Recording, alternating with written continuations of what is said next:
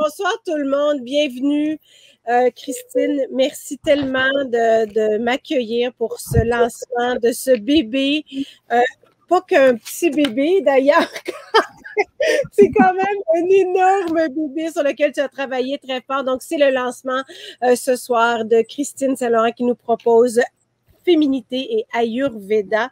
Vous connaissez peut-être Christine déjà, sinon je vais vous aider à mieux la connaître. Une femme extraordinaire que j'ai eu le bonheur de recevoir à mon émission Bien, alors que tu lançais ton dernier livre. En fait, est-ce que c'était le premier? Là, Christine, c'était le premier où tu nous parlais d'Ayurveda. Christine, comment te sens-tu? Première des choses en ce moment. Merci d'être là. Je suis en feu. Je me peux plus.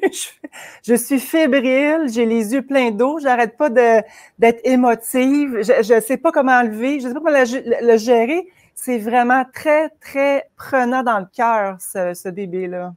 Ouais. Est-ce que c'est pas aussi quelque chose d'extraordinaire que de le partager avec nous? Je sais pas, ça fait combien de temps que tu y travailles sur ce beau projet-là, mais je pense que ça fait un long moment. Puis au début, peut-être qu'il était prévu d'être un petit peu plus petit, mais c'est vraiment devenu un livre qui sera un compagnon de vie pour plusieurs d'entre nous.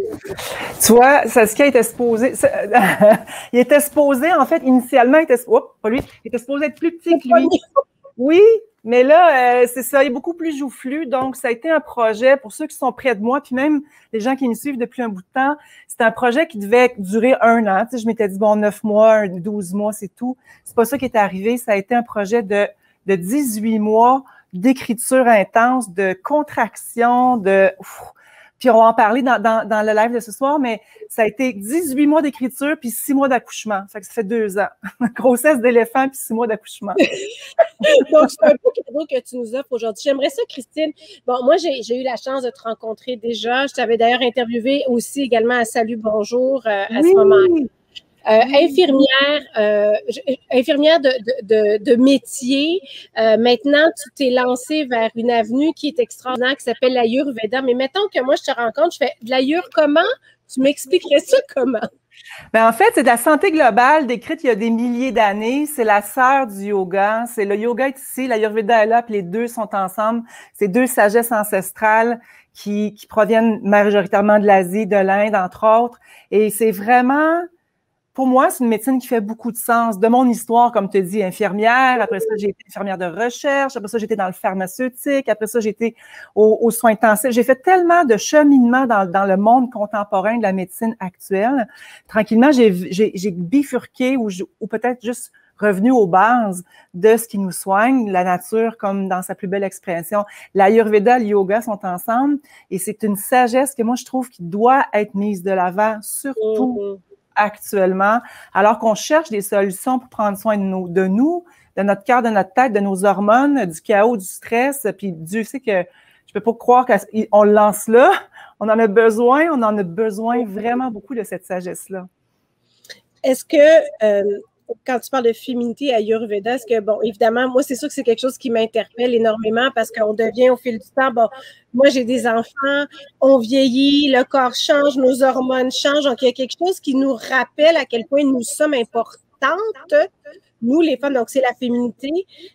Mais mettons qu'il y a des gars à l'écoute, là. Est-ce que tu peux aussi interpeller l'homme qui est là, en fait, qui fait partie de notre vie aussi. Hey, on les veut, les hommes aussi. Là. Oui. C'est ça que moi, quand j'ai écrit le livre, je me suis posé la question, est-ce que je parle aussi, tu sais, j'ai vraiment me suis posé la question parce que je veux pas exclure. C'est pas quelque chose qui est exclusif aux femmes parce que en ce moment, on a besoin des deux. Et la féminité, l'homme aussi la porte. Puis ça c'est vraiment important.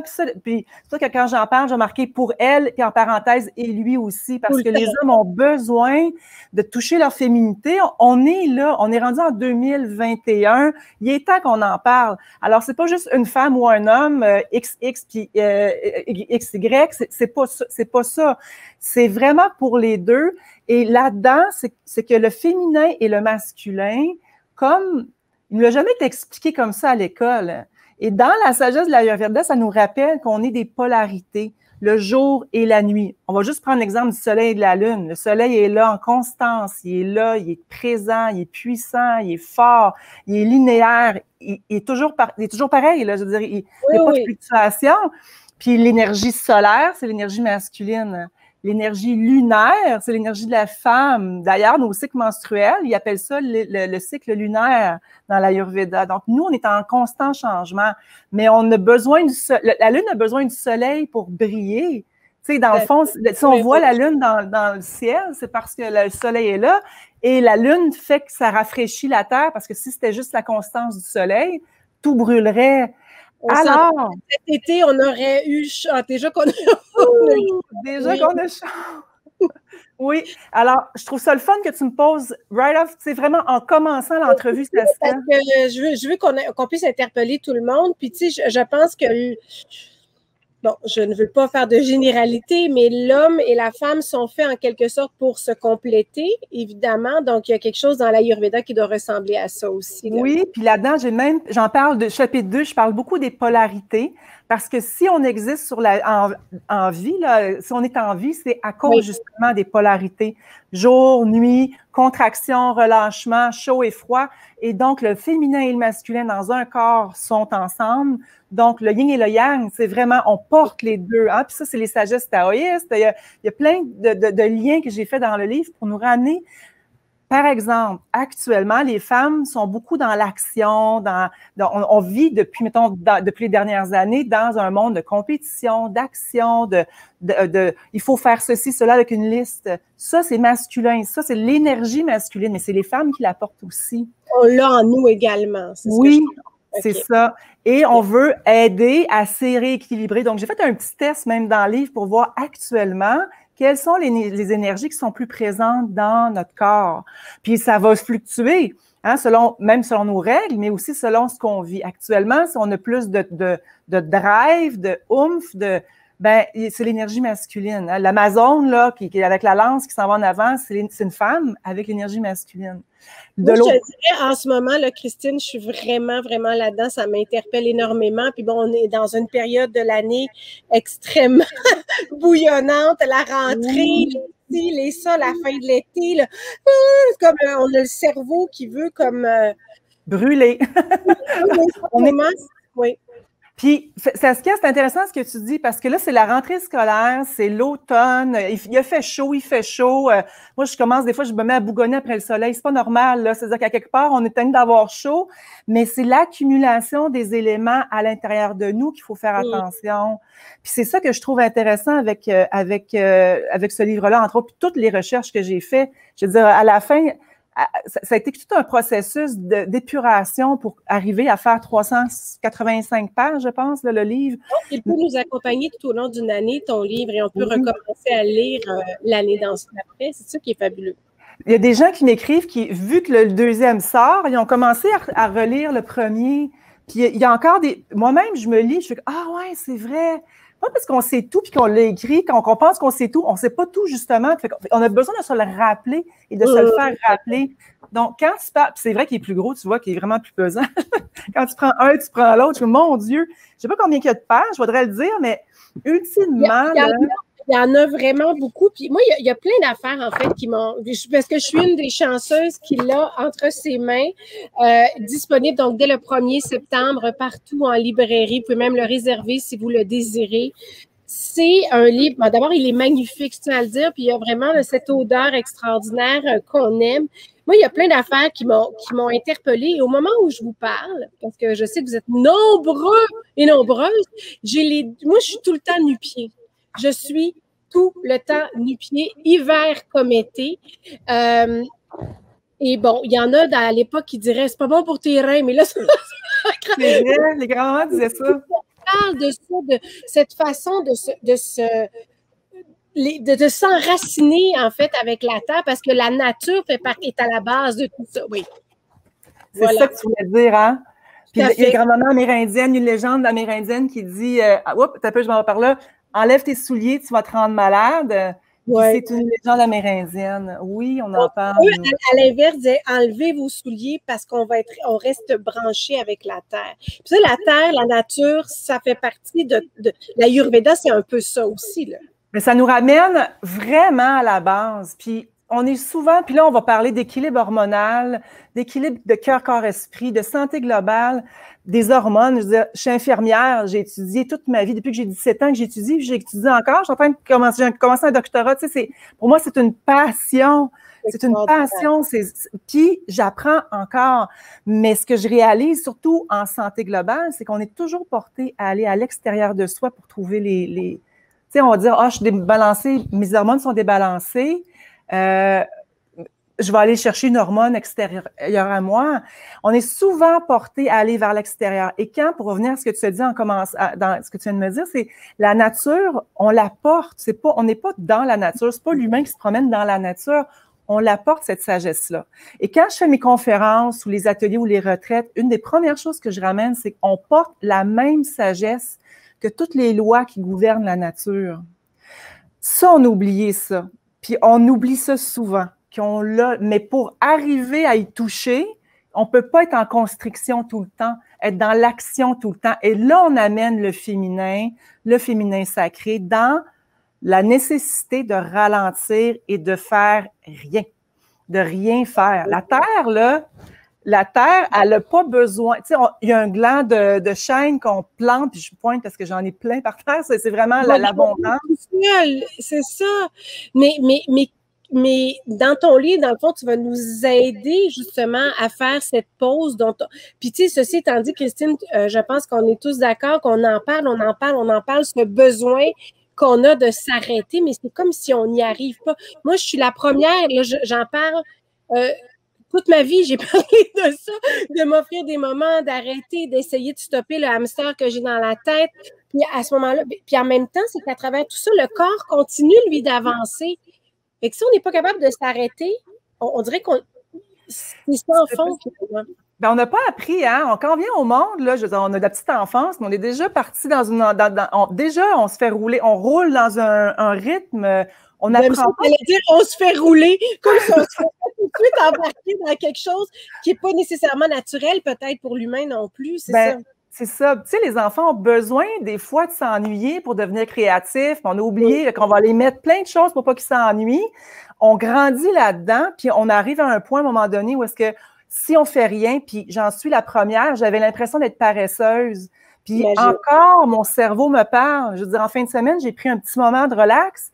Puis là, mon cerveau disait, t'es sûr que c'est correct? Hey, oui, c'est correct. Mais là, ça devient une habitude à prendre. Ça ne veut pas dire de rester sur son fauteuil puis de flipper, c'est pas ça qu'on dit, là, mais c'est de se donner le droit de relâcher. J'en parle là-dedans. Ça scattille le cœur. Puis moi, je suis infirmière, ma base, tu sais, j'ai commencé comme infirmière en spécialisant en cardiologie. Le cœur qui se contracte doit relâcher. Si on est toujours en contraction, le cœur ne peut pas être en vie. C'est une série de contractions. Oui, de relâchement. Si on ne relâche pas, on ne peut pas reprendre du volume. Puis tu sais, la méduse dans la mer qui s'en va comme ça, elle se promène en contraction et relâchement. Alors, le relâchement fait partie de la nature. Puis ça, ben, il faut le ramener. Puis c'est pas nécessairement de dire, je ne suis pas passé 8 heures de temps pendant 3 semaines, les orteils étirés. C'est de trouver des petits moments qui font que notre éponge, où on a le pied à côté, comme tu peux le dire maintenant, c'est la rentrée scolaire, c'est les lunchs, c'est tout ce qui se passe actuellement. Comment on peut faire pour venir tranquillement reprendre, se régénérer, se regonfler, redevenir un peu plus joufflue, pleine, comme une ovule ou comme la terre peut le devenir. Finalement. Donc, un des trucs, ce serait de se mettre les 2 pieds dans la terre, dans la boîte, dans l'eau, dans le gazon. Ça, c'est de s'enraciner, de se grounder correctement. Ça peut déjà être une des façons. Tu proposes plein aussi d'outils autres que ça, mais en même temps, toujours en rapport avec la féminité. Puis évidemment, selon qui nous regarde et nous écoute en ce moment, c'est que j'ai l'impression aussi, moi, en tant que mère, par exemple, je m'oublie comme femme. Donc, ma féminité, c'est loin, loin, loin derrière dans ma vie, là. Tout comme, je sais que tu parles de libido, la perte de libido dans ton livre, tu sais, ça aussi, c'est quelque chose qui peut nous habiter, mais Vas-y, je t'écoute. Ben écoute, Saskia, je trouve ça bon ce que tu dis là, parce qu'en fait, là, c'est que si on prend la libido, quand on arrive à la ménopause, à la périménopause, qu'on commence à avoir des symptômes physiques d'irritabilité, puis toute la symphonie de symptômes, ben ça fait déjà 10 ans que le corps se prépare sans symptômes. Puis ce que j'ai découvert ou ce que j'ai écrit dans mon livre, c'est que les filles de 22-23 ans peuvent déjà préparer la façon qu'elles vont vivre leur ménopause dans 15 ans. Parce que si nos surrénales sont tout le temps à côté, les deux petits chapeaux qui ont sur les reins, celles qui viennent avec le stress, si ça, c'est toujours en manque ou on les utilise trop, ben ils ont plus ce qu'ils ont besoin pour faire les hormones qui vont venir préserver la libido, la sécheresse de la peau, le côté kapha, dans le fond, l'élément eau et terre de la terre dans notre vie de femme, rendu où on arrive dans un temps où on a plus tendance à s'assécher. Qu'on arrive avec des symptômes des débalancements qu'on ressent. Puis tu vois, j'ai un homme qui a écrit à mon équipe, qui a dit, ben moi, je suis un homme, une libido est en manque, qu'est-ce qu'on peut faire avec ça? Puis on n'en parle jamais. Puis quand on parle de libido, on parle de sensualité. On ne parle pas de 3X, là. C'est pas ça, là, l'idée. C'est d'avoir une sensualité, une énergie. Et dans l'Ayurveda, c'est vraiment une spécialité, ça. Parce que si l'énergie sexuelle ne bouge pas puis ne se circule pas, il y a des blocages. Puis des blocages dans la nature, elle n'aime pas la stagnation. Quand il y a des blocages, ça s'infecte ou ça bloque encore aussi. Alors, l'idée là-dedans, c'est d'aller découvrir, de retoucher à une nature profonde, saine, puis de venir chercher qu'est-ce qu'on a besoin pour venir se rééquilibrer de façon naturelle, avec les plantes qui sont ici, avec des choses qu'on a ici. Donc, accessible. Et ça, je sais que tu travailles beaucoup justement avec les plantes et ça fait partie j'allais dire, une de tes bases dans le fond et qui, à partir de, tu sais, quand on parle à des gens qui justement carburent au café, peut-être au verre de vin à 4 heures l'après-midi, à tout ça, comment tu peux intégrer ça? Comment tu les interpelles justement pour peut-être modifier un peu ou ajouter quelque chose d'autre dans leur parce que c'est la nourriture, c'est tout ce qu'on se met dans la tête, tout ce qu'on se met sur la peau, tout ce qu'on se met dans la bouche, puis on s'entend, là, on n'est pas toujours lumineuse incroyablement. C'est des petits moments par jour qui font la différence. Fait que si on dit un 5 minutes, on a un 5 minutes, c'est un 5 minutes bien placé. Tu sais, on a un 10 minutes, ben c'est encore, moi j'ai pris un bain tantôt avec mon huile féminité, tu sais, je l'ai fait vraiment pour ça, avec des plantes aphrodisiaques à l'intérieur. Je me suis donné le droit de prendre le temps de prendre un bain avec ça puis de faire du bien. Ça, malheureusement, on ne peut pas sentir, mais je sais. J'aimerais ça le faire sentir. Toi, tu as créé aussi, donc ça, c'est complémentaire au bien-être que tu nous procures avec ton livre, finalement. Oui, parce que il faut... l'automassage fait partie de la base de l'Ayurveda. Ça fait 10 ans que j'en parle. Il va y avoir d'ailleurs un article qui va sortir sur l'automassage des seins. J'ai de l'huile, j'ai une recette d'huile pour les seins, pour la poitrine dans le livre. C'est de l'huile qui peut être utilisée pour soi, automassage avec soi, automassage à deux. Quand on parle de sensualité et d'intimité, ça commence avec nous, hein? On n'apprend pas quand on est jeune à développer une intimité avec soi. On apprend à la découvrir avec quelqu'un ou la donner avec quelqu'un.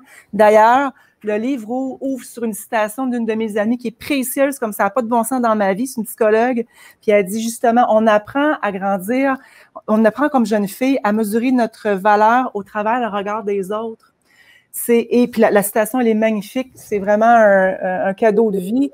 Mais ultimement, ce que ça rappelle, c'est que c'est important de ramener vers soi. Puis c'est pas d'être nombriliste. Ça veut dire qu'on a besoin de prendre ces moments-là, de prendre dans l'intimité avec quelqu'un et aussi avec soi-même.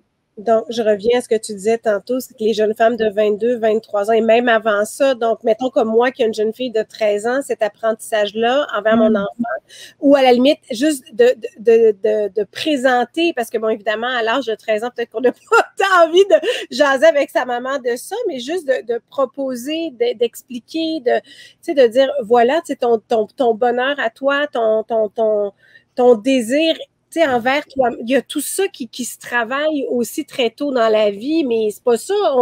on se mesure dans le regard des autres.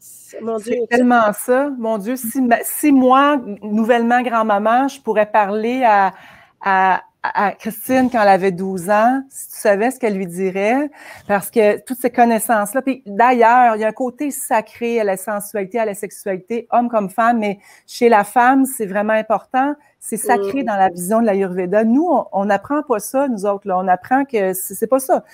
On a des organes reproducteurs, d'ailleurs. Dans mes formations médicales, ça a été ça, de soins infirmiers, ça a été ça, alors là, on arrive dans un autre degré de compréhension de la féminité et justement les organes reproducteurs comme c'est défini actuellement. Mettons qu'on va se dire que dans la santé globale, l'Ayurveda, il y a une petite notion de sacré, puis ça s'appelle le yoni. Donc c'est ce qui supporte la vie, c'est la forme de toute vie humaine. On ne voit pas ça comme jeune fille quand on commence à...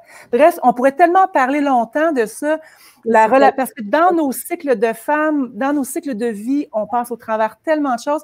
Puis l'Ayurveda nous rappelle de comprendre ce qui est dans notre corps comme élément, comprendre ce qui est à l'extérieur de nous, regarder comment on peut se rééquilibrer. Puis je te dirais que ce livre-là, il a été plus long, puis même on a enlevé beaucoup de pages parce qu'il était rendu bien trop joufflu. Là, il y avait on était rendu à 400 quelques pages. Il a fallu que je coupe aussi. Puis c'est pour ça que ça a été comment je dirais, pas difficile. Ben oui, ça a été difficile. On va être honnête, là, ça a été super. Il n'y a rien de pire que de couper. On peut allonger comme on veut des fois, mais ça, je comprends. Tu sais, pour animer des émissions où j'ai des moments, OK, il te reste 30 secondes. Ah, mais j'aurais tellement parlé plus longtemps. Tu sais, donc, je peux imaginer à quel point. Mais est-ce que tu peux nous garder ça pour un autre? Un autre livre? Ben, il est déjà là. Puis là, ma tête, elle dit, ben là, non, wow, là. Genre postpartum du premier, là, du deuxième, là, tu sais. Mais en même temps, c'est qu'il y avait tellement de choses à dire sur la féminité. Et c'est sûr. C'est fou. Et ça vient rechercher des choses à l'intérieur aussi. Donc, j'ai parlé des plantes, puis l'histoire des femmes avec les plantes, c'est juste ça. L'histoire des bûchers, des sorcières, on n'apprend pas ça à l'école, que c'était des femmes qui soignaient leur famille avec des plantes, là, hein? Fait que tout ça, j'ai ramené ça aussi, redonner les lettres de noblesse aux plantes médicinales, puis c'est pas des histoires de wouhou, là, puis il y a de la science qui est en arrière de ça. Ça a eu mauvaise presse, et pourtant, au contraire, comme tu dis, c'est comme la base, finalement. Bien, si on n'a pas de plantes dans nos jardins, si on n'avait pas eu de plantes, on ne serait même pas là pour se jaser aujourd'hui.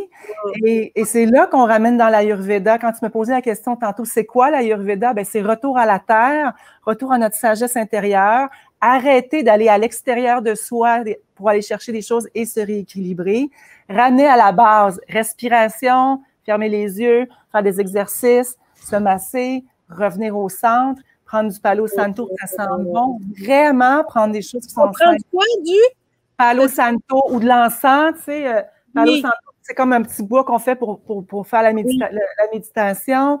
Ramener moi je dis vraiment un geste à la fois, un 5 minutes, après ça un 10 minutes.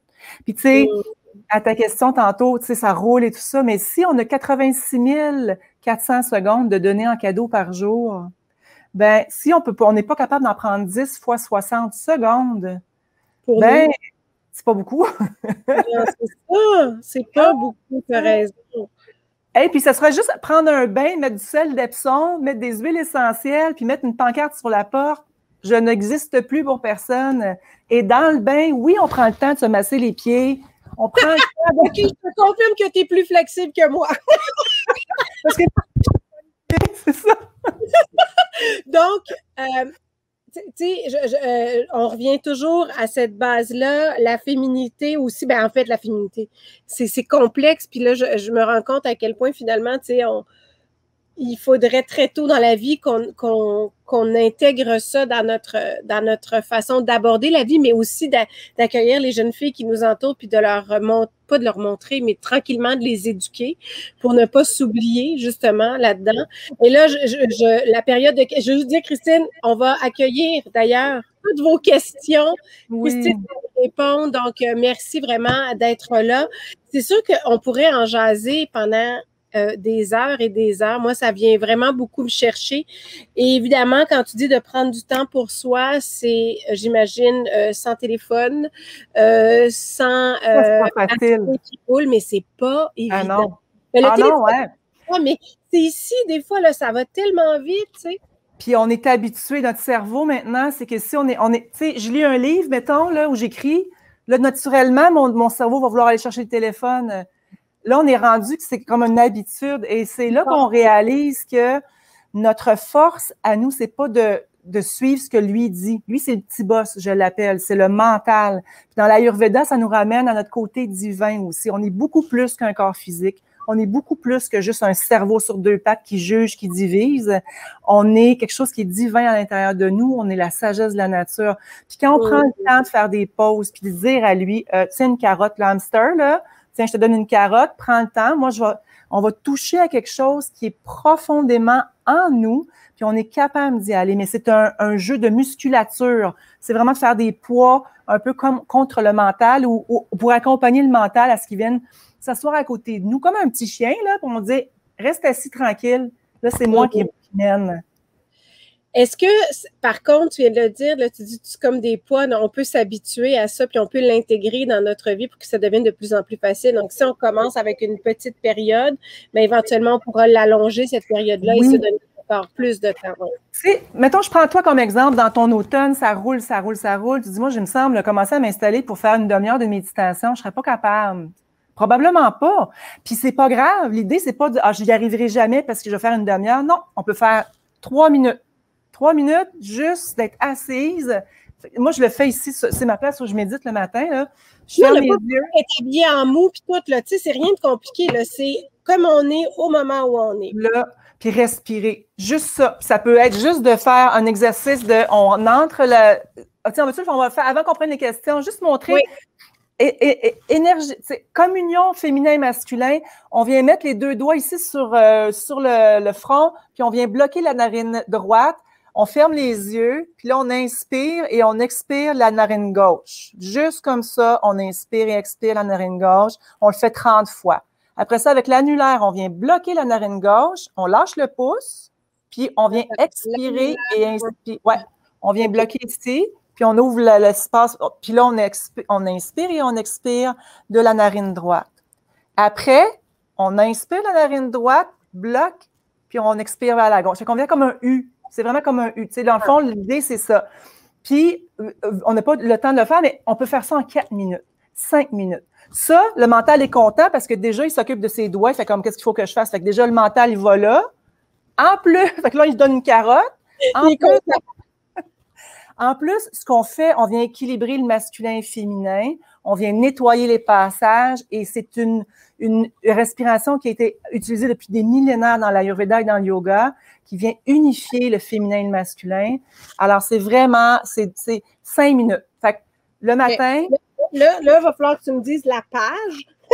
Est-ce que tu dois l'avoir, l'exercice, dans ton livre, évidemment? Ben, en fait, il faudrait que je le retrouve. Je ne la connais pas par cœur, par exemple.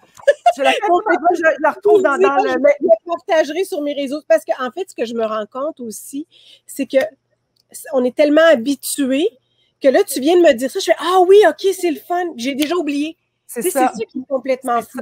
Ça, c'est Vata. C'est vraiment le vent. Tu sais, on a Vata, Pitta et Kapha. On a le vent, le feu, l'eau et la terre. Quand ça va trop vite puis que les pales, c'est vraiment trop de vent, ben la première chose qu'il faut faire, c'est vraiment de venir apaiser le vent. Et apaiser le vent comment? Avec les respirations, avec les inspirations. Fait que si je l'ai pas, on le fera pour ton émission, Saskia, je te ferai un visuel. Veux-tu on faire ça? Parce que je suis pas sûre qu'il est dans le livre, celui-là. Mais pour ton émission la semaine prochaine ou cette semaine, je te le fais. Oui, parce que rapidement, je le dis, là, tu vas être avec nous pour la première de Bien cette saison, donc le 11 septembre avec Nathalie Simard, qui est notre première invitée, donc je sens qu'on va avoir bien du fun. Et on commence avec cette première question. Es-tu prête, Christine? Oui, oui. Isabelle vient nous demande quelles sont tes principales plantes que tu suggères d'avoir chez nous pour accompagner notre souveraineté féminine? C'est beau! C'est beau. En fait, il y en a plusieurs. Ici, on parle des surrénales. Les surrénales, c'est vraiment elles qui sont au-dessus des reins. C'est elles qui sécrètent le cortisol, l'adrénaline. C'est elles dans le masculin, dans l'action, dans ce qu'il faut faire, dans le combat, dans la compétitivité. Mais on n'est pas fait pour être toujours à côté là-dessus. La pédale dans le tapis, puis je me permets de le dire comme ça parce que j'en fais partie. Là, je veux dire, depuis j'ai 14 ans, on n'a pas arrêté. On se comprend, là, on n'est pas... mais de le ramener sur l'importance de relaxer, de relâcher. Donc, basilic sacré. Basilic sacré, c'est une plante pour moi. Oui, parfait. Puis j'en parle d'ailleurs dans mon livre, dans le premier, je l'ai remis dans le deuxième. Dans les 2 livres, j'en ai parlé. Basilic sacré, c'est dans la famille du basilic. C'est une plante qui est adaptogène. Ça veut dire quoi? Il n'y en a pas beaucoup de plantes adaptogènes qui ont été démontrées scientifiquement pour venir aider le corps à développer une résilience au stress. Ça ne veut pas dire qu'on ne le vit pas, le stress. C'est comme si on avait une éponge un peu. Quand on voit les montagnes russes, mais on n'est pas dedans. On les sent, on n'est pas... Hein, et cette plante-là, on devrait... Moi, j'aimerais ça que tout le monde puisse en boire en tisane. Mais c'est ça que j'allais te demander. Comment est-ce qu'on mange les feuilles carrément? Qu'est-ce que tu... On le boit en infusion. Okay. J'en ai pas à avoir su. Je l'ai accroché, je suis en train d'en faire sécher. Là. Fait que basilic sacré, dans l'Ayurveda, c'est le tulsi, Tulsi. Si vous trouvez dans les magasins d'aliments naturels, il y a des tisanes qui s'appellent tulsi. Fait que ça, c'est du basilic sacré. Sinon, dans les herboristeries québécoises, vous allez trouver des passionnés qui font sécher des plantes. Puis c'est des femmes, souvent, qui sont pas... c'est difficile de travailler dans l'herboristerie. Moi, je vais être vraiment, je veux parler d'elles parce qu'ils travaillent tellement fort. Bref, trouver les herboristes avec la guilde des herboristes pour trouver des bonnes plantes. Ça, c'est une.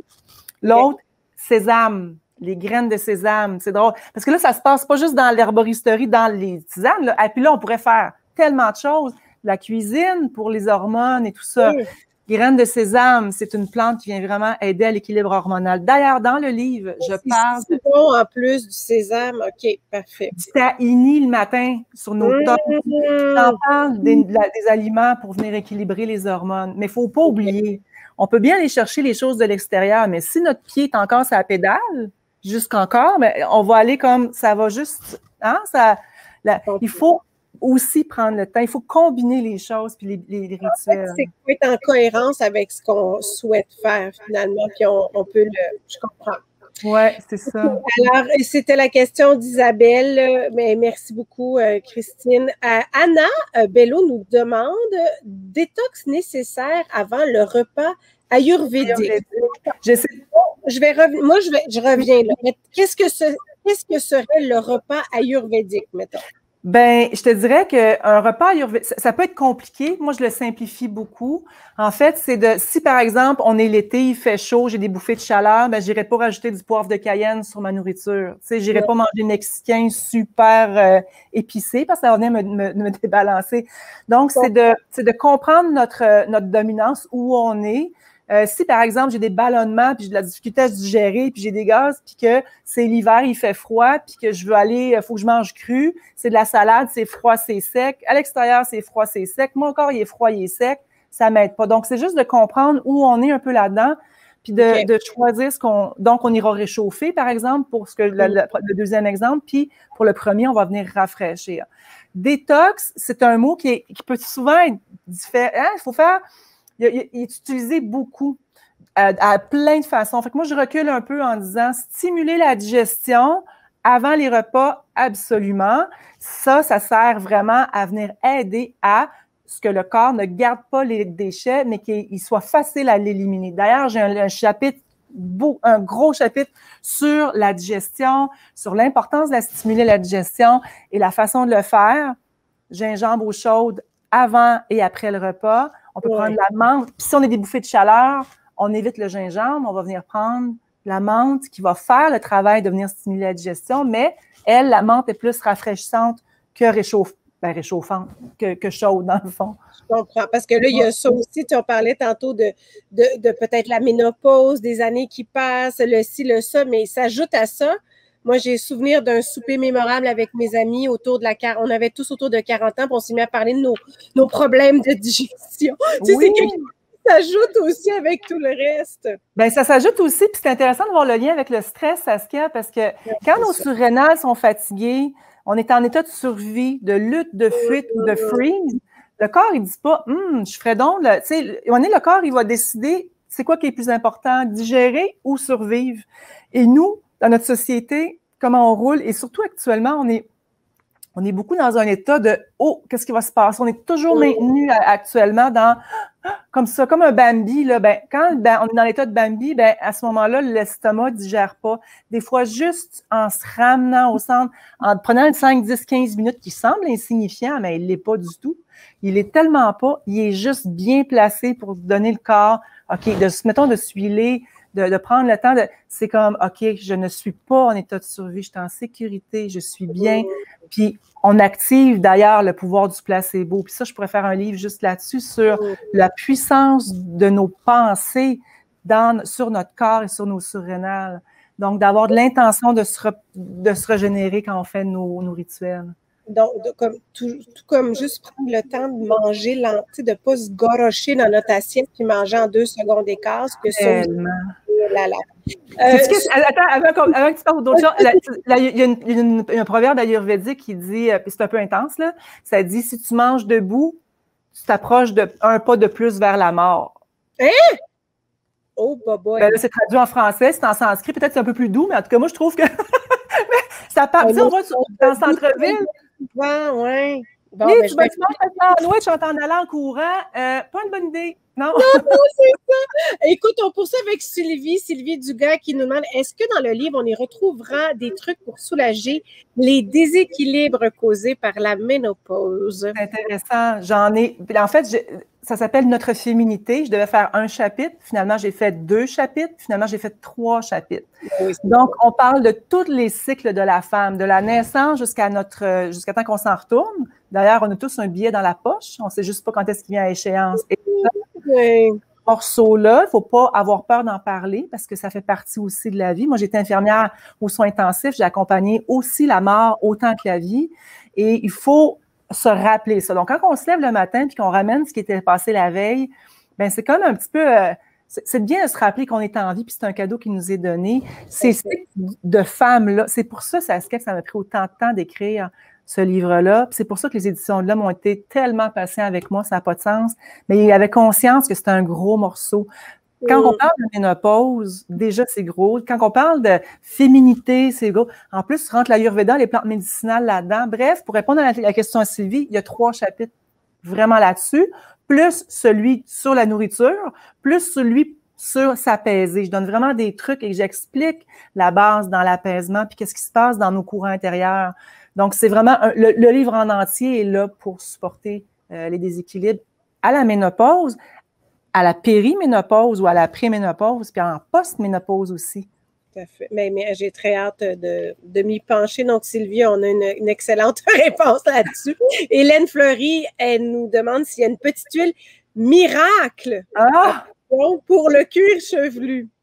En fait, le département des miracles, c'est sûr qu'on aime ça, hein, voir des choses qui fonctionnent vite et bien. On veut avoir la solution.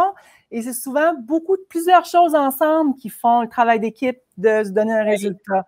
Donc, c'est sûr que le cuir chevelu, les femmes qui perdent les cheveux, parce qu'il y a ça aussi, hein, il y a au niveau des hormones, comme les hommes d'ailleurs. Alors, je ne dirais pas que c'est une huile miracle, mais qu'est-ce qui peut venir supporter la perte des cheveux ou qu'on a besoin d'activer la circulation? Le romarin, l'huile essentielle de romarin, peut être mise dans le shampoing. On peut mettre 4 à 5 gouttes dans notre bouteille de shampoing. Ça vient stimuler le cuir chevelu. Deuxième chose, moi, je parle beaucoup du Shirodhara à la maison avec les huiles inspirées. Ben, c'est sûr qu'avec mon huile café, moi, je montre aux gens de venir masser le cuir chevelu. Pourquoi cette huile-là, particulièrement, c'est l'huile bleue? Il y a du romarin, poivre noir, génévrier. C'est des plantes qui sont toniques et qui vont venir activer la circulation au niveau du cuir chevelu. C'est comme si on vient enlever, je ne sais pas si tu l'as déjà fait, Saskia, quand je vais aller te voir, je vais t'en amener, c'est sûr. Là. Tu fais le massage.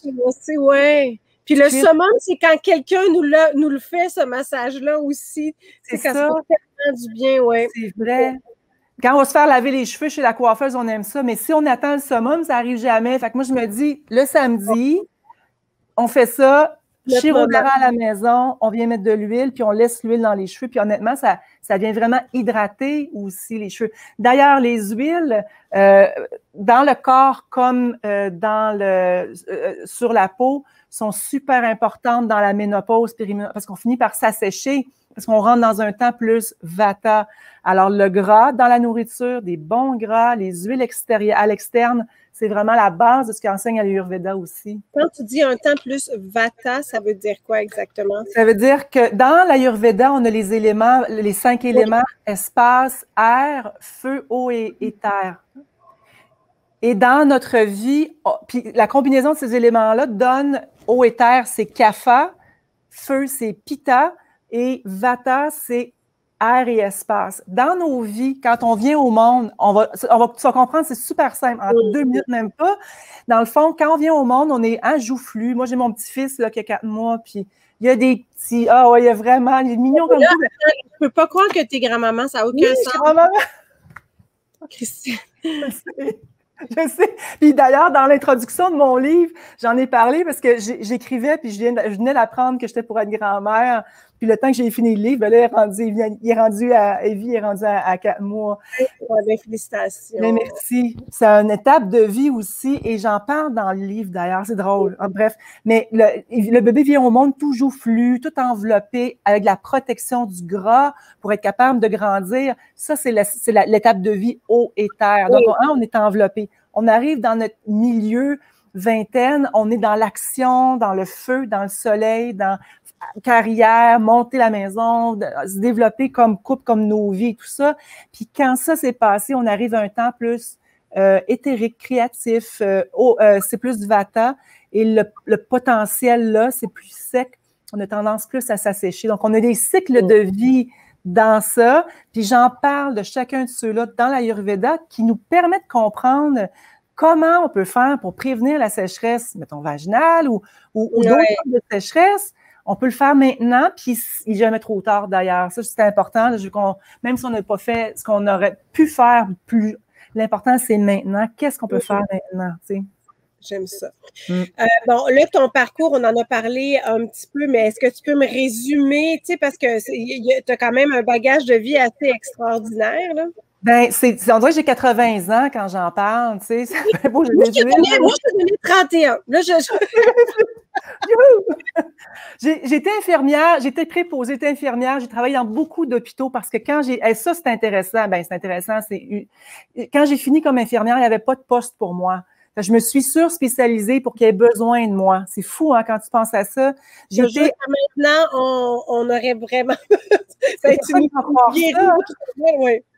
Fait que j'ai travaillé aux soins intensifs, en cardiologie, en onco. J'ai travaillé en greffe de moelle, en don d'organes. Je veux dire, je me suis spécialisée dans tellement de choses pour qu'il y ait tellement de besoin de moi qu'il fallait qu'il m'appelle. J'avais un bébé aussi, en même temps, en commençant ma carrière.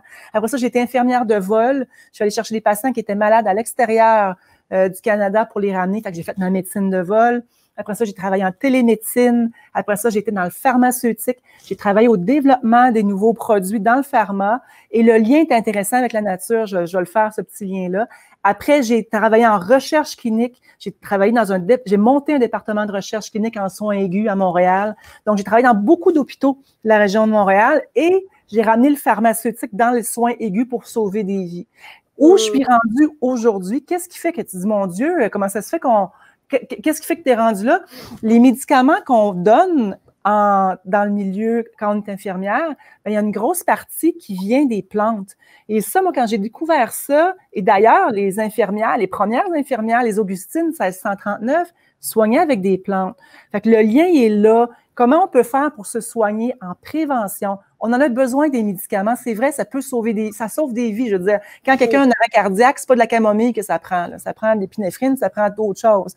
Mais notre job comme humain, c'est de se garder en santé avant d'arriver dans un état de débalancement profond. Et pour moi, quand j'ai acheté la terre ici, j'ai déménagé, j'ai vraiment... Tu as la grande ville, comme on dit, puis tu t'es installé à la campagne, là, c'est ça? Oui, puis commencer à cultiver des plantes, puis découvrir. Fait que j'ai fait ma médecine herboriste, après ça, l'aromathérapie, puis là, j'arrive à la question. C'est à l'Ayurveda. Donc, c'est là que ça a été comme naturellement un chemin qui m'a mené à l'Ayurveda. Fait que j'en parle pas pour être cute, peut-être à la mode, parce que c'est pas ça l'idée. C'est que pour moi, avec le background que j'avais, c'était une science qui fait du sens, qui va lier la tête, le cœur, le corps, l'esprit. C'est la santé globale. C'était à la base de notre base d'infirmière aussi. de soigner les cœurs. Il disait dans le temps, soigner les cœurs et les âmes. Il disait ça. Ouais. Mais maintenant, je veux quand même lever mon chapeau à toutes les infirmières qui ont travaillé, mais qui travaillent toujours très fort, puis qui n'ont pas le temps de soigner des âmes en ce moment parce qu'elles sont bousculées, mais je ne veux pas aller là parce que je ne veux pas en faire un débat, mais je voulais quand même prendre le temps de les saluer. Je les salue beaucoup, puis oui, absolument, parce que c'est des conditions qui sont très, très difficiles, puis oui, absolument, ouais. Donc, maintenant, on a, là, écoute, là, on peut pas, tu sais, évidemment qu'on pourrait en parler pendant des heures, mais il n'y a rien comme se procurer le livre pour en savoir plus. Mais est-ce qu'il y a des exercices pratiques dans le livre? Je sais qu'il s'en a fait dans le premier, j'imagine que tu nous en proposes dans celui-ci aussi. Il y en a beaucoup. En fait, puis on en a coupé aussi. Mais c'est vraiment un livre de connaissances qui est en douceur, avec des arts de vivre, avec vraiment...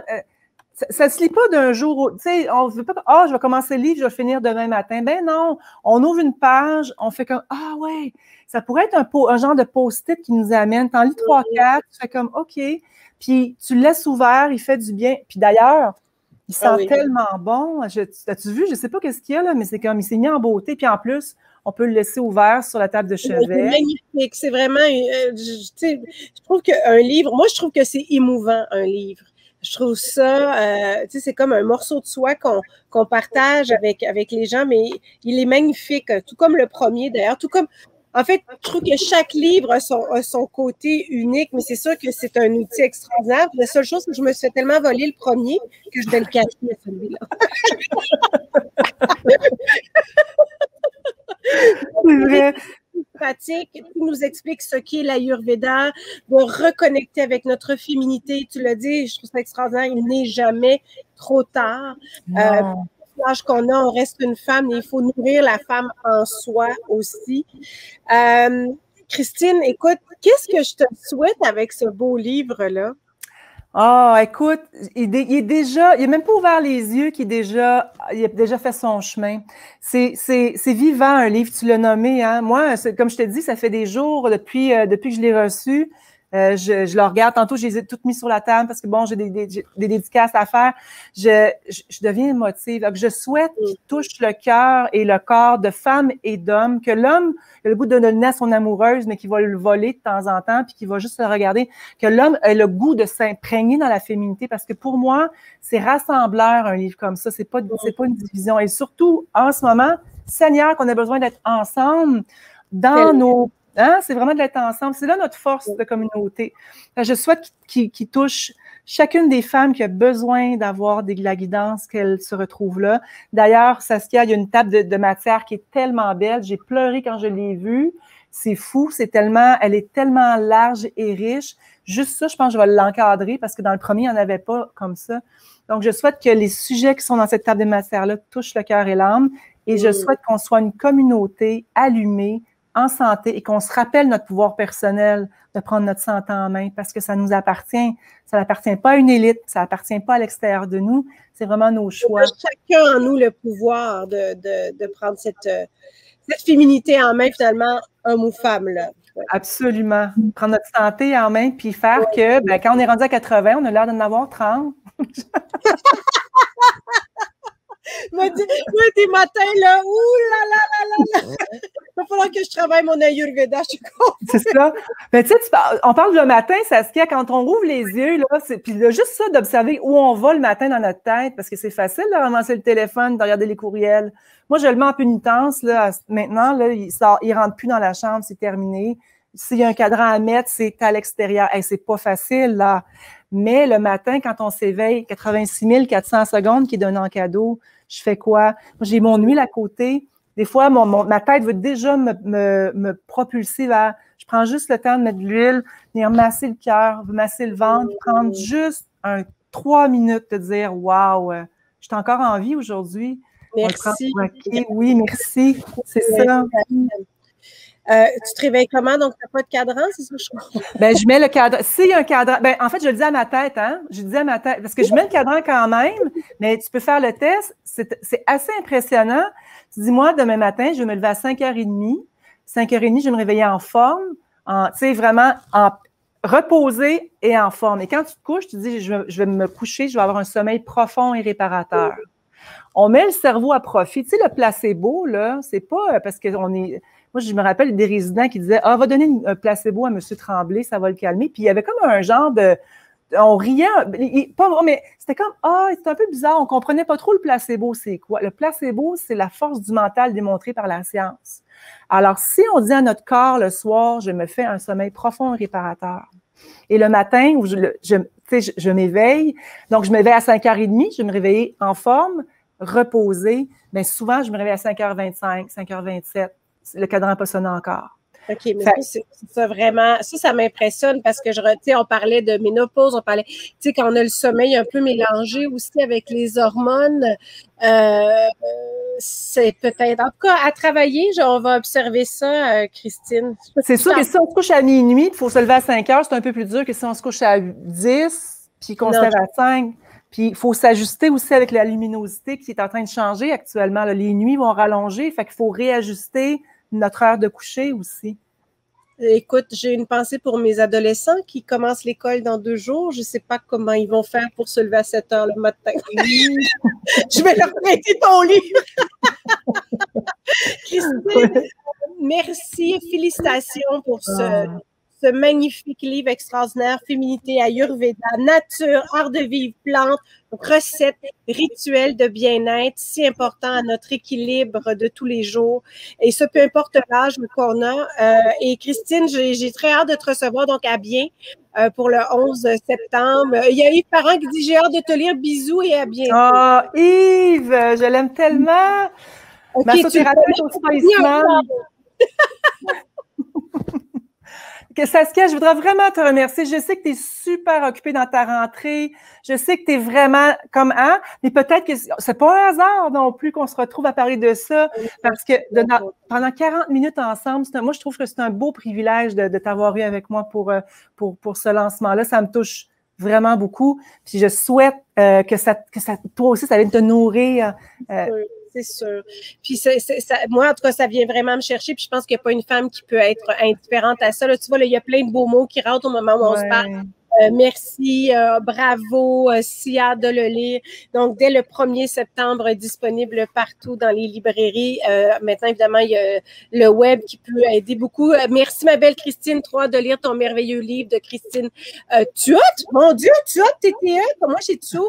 Excuse-moi, c'est très, très rare que je vous laisse. La première fois, d'ailleurs. Alors, Christine, est-ce que je me permets de t'embrasser? Merci. Ah ben là, ça continue. Johanna Lehoux, tu as une communauté. Parle-nous de ça parce qu'il y a une communauté qui peut te suivre aussi. Oui. À laquelle tu es très, très près, qui nourrit au quotidien, si je me trompe. Vraiment.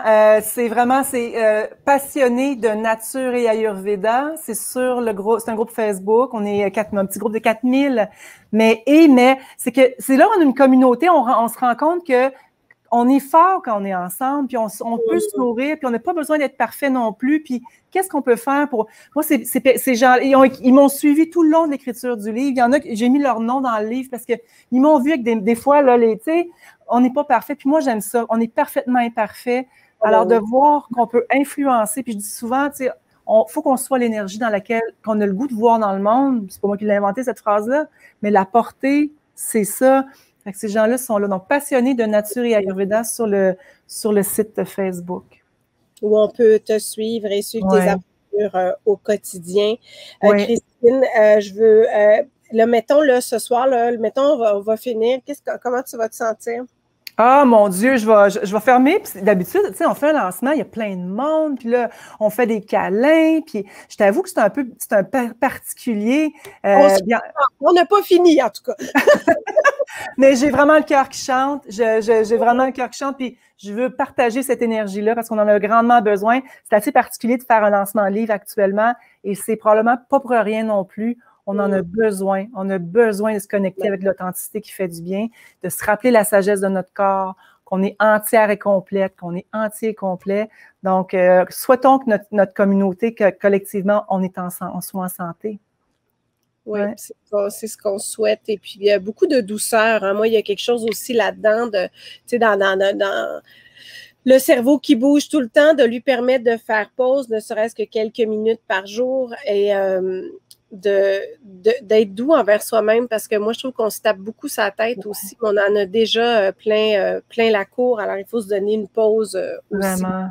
Puis le hamster, il se calme avec la respiration, c'est le numéro 1. C'est vraiment juste de respirer, ça va venir nous aider. Imagine si la planète en entier prenait le 5 minutes le matin pour connecter avec ce qui est présent, main sur le ventre, main ici, 5 minutes de dire merci, s'huiler un peu, mettre un petit peu d'huile dans le nombril, de se mettre, de voir la journée qui va bien se dérouler.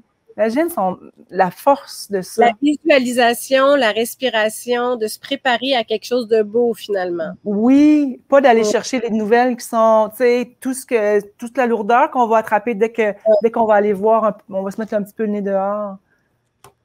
Merci, Christine. Merci à vous tous d'avoir été au rendez-vous. Donc, au risque de répéter, tu seras avec moi pour la première de bien samedi le 11 septembre, 10h30 maintenant, la diffusion de l'émission avec Nathalie Simard. Puis de la féminité, c'est quelque chose qui l'interpellait déjà beaucoup en pré-entrevue. Donc, je pense qu'on va avoir beaucoup de plaisir. Bravo pour ce nouveau bébé. Féminité Ayurveda, disponible dès le 1er septembre. Plein de succès, Christine. Au plaisir de te voir bientôt. Merci beaucoup d'avoir été avec nous. Gros câlin à tout le monde. Merci, Saskia. Merci à toi, Christine.